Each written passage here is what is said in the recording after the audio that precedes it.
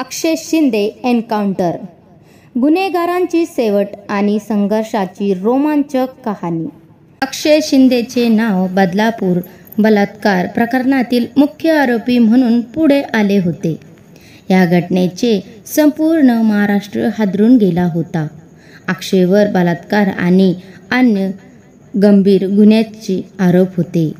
पोलिसांनी त्याला पकडण्यासाठी सर्वतोपरी प्रयत्न केले होते, परंतु तो सतत त्यांच्या हातातून निसटत होता. मात्र या सगळ्यांचा शेवट एन्काउंटरमध्ये झाला, ज्याने त्यांचा गुन्हेगारी कारवायांचा अंत झाला. बदलापूर प्रकरणात अक्षय शिंदे हा फरार झाला होता आणि पोलीस त्याच्या मागावर होते. त्याला पकडण्याचे प्रयत्न वाढत होते. गुन्ह्याची मालिका वाढल्याने त्याच्या विरुद्ध तातडीने कारवाई करण्याची आवश्यकता होती. पोलिसांनी विशेष पथक तयार करून अक्षयला पकडण्याची सापळा रचला. काही दिवसांच्या शोधानंतर त्याची माहिती मिळाली की तो एका ठिकाणी लपलेला आहे.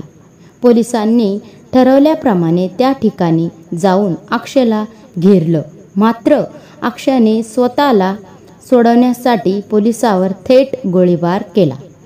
या चकमकीत एका पोलीस अधिकाऱ्याला गोळी लागली आणि तो गंभीर जखमी झाला.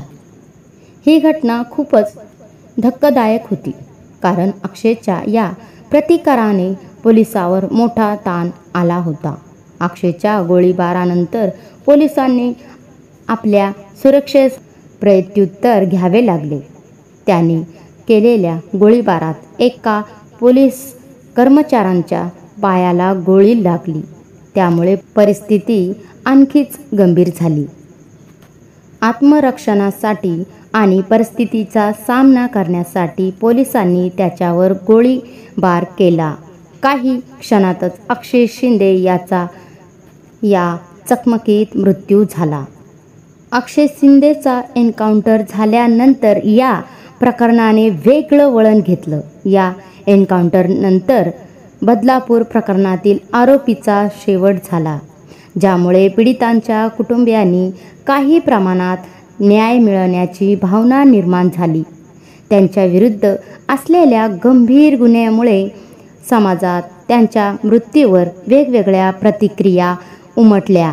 काहींनी पोलिसांच्या कामगिरीचं कौतुक केलं, तर काहींनी या घटनेमुळे पोलिसावर टीका केली.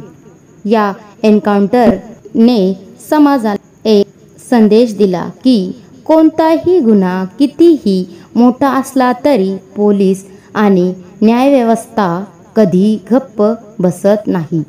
अक्षय शिंदेसारख्या गुन्हेगारांना न्याय मिळवून देण्यासाठी कायदा आणि सुव्यवस्था आपल्या ठिकाणी आहे.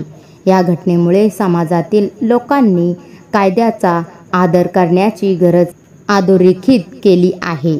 अक्षय शिंदेची जीवनकथा एक धडा आहे की गुन्हेगाराची मार्गाचा शेवट कधी चांगला नसतो. ज्या तरुणांनी चुकीच्या मार्गाचा अवलंब केला त्याच्या आयुष्याचा शेवट नेहमीच दुःख असतो.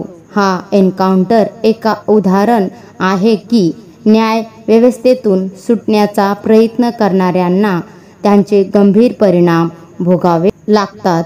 अशा घटनेमधून समाजाने शिकवण्याची आवश्यकता आहे की गुन्हेगारांचा मार्ग कधीच योग्य नसतो आणि आपलं जीवन नेहमी कष्ट, प्रामाणिकपणा आणि योग्य मार्गाने घडण्याचा प्रयत्न केला पाहिजे.